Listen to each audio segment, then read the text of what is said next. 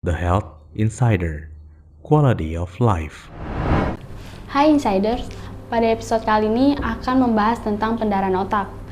Pendarahan otak merupakan pendarahan yang terjadi di dalam jaringan otak. Kondisi ini disebabkan oleh pecahnya pembuluh arteri di otak hingga menyebabkan pendarahan lokal di jaringan sekitarnya dan matinya sel-sel otak. Apa saja jenis-jenis pendarahan otak? Pendarahan otak adalah kondisi yang dapat dibagi menjadi beberapa jenis. Pembagian jenis ini dilakukan berdasarkan lokasi pendarahannya. Berikut adalah tipe-tipe pendarahan otak yang paling sering ditemukan. Yang pertama adalah intracerebral. Pendarahan jenis ini termasuk yang paling umum terjadi. Pendarahan intracerebral terjadi ketika pembuluh darah di dalam otak pecah dan darah mengalir di jaringan-jaringan otak. Pendarahan ini menyebabkan sel-sel otak mati dan beberapa bagian otak gagal berfungsi secara normal. Umumnya, pendarahan intracerebral disebabkan oleh tekanan darah tinggi atau kelainan genetik seperti arteriovenous malformation.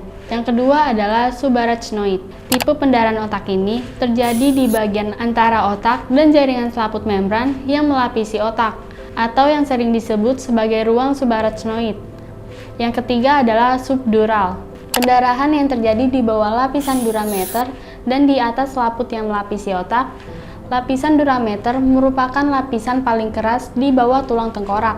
Yang keempat adalah epidural. Pendarahan yang berkembang di bawah tulang tengkorak atau berada di atas durameter. Berikut contoh kasus pendarahan otak yang dialami aktris kondang Indra Bekti. Aktris kondang Indra Bekti dilarikan ke rumah sakit setelah pingsan di kamar mandi dan mengalami pendarahan otak. Setelah diketahui Indra Bekti alami pendarahan otak, pihak rumah sakit Abdi Waluyo langsung melakukan tindakan operasi sebanyak 2 kali. Apa saja tanda-tanda dan gejala pendarahan otak? Tanda-tanda dan gejala yang paling umum ditemukan pada pasien pendarahan otak. Yang pertama adalah sakit kepala parah yang tiba-tiba. Yang kedua, kelemahan pada lengan atau kaki. Yang ketiga adalah mual, muntah. Yang keempat, kesulitan berbicara atau mengerti pembicaraan. Yang kelima, kesulitan menelan. Yang keenam, kesulitan menulis atau membaca.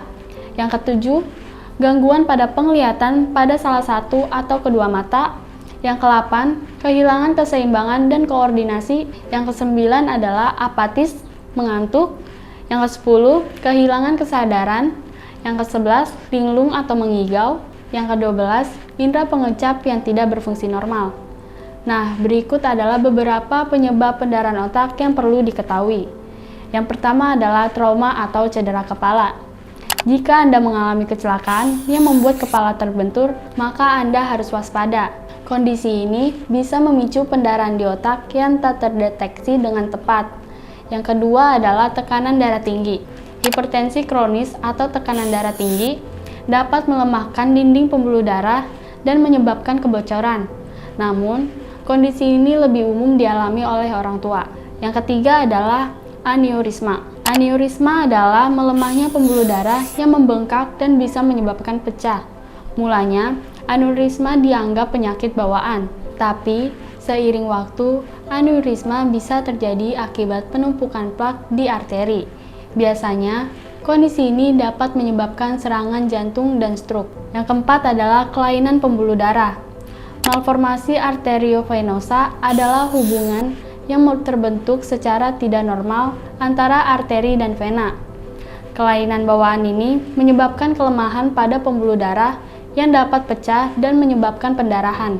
Yang kelima adalah minum obat pengencer darah. Beberapa obat-obatan pengencer darah bisa menyebabkan pendarahan otak. Obat itu meliputi coumadin, heparin, dan warfarin. Nah, itulah penjelasan tentang pendarahan otak. Sekian video dari The Health Insiders, semoga bermanfaat. Kalau ada saran dan masukan bisa kalian tulis di kolom komen ya. Jangan lupa like, comment, and subscribe. See you!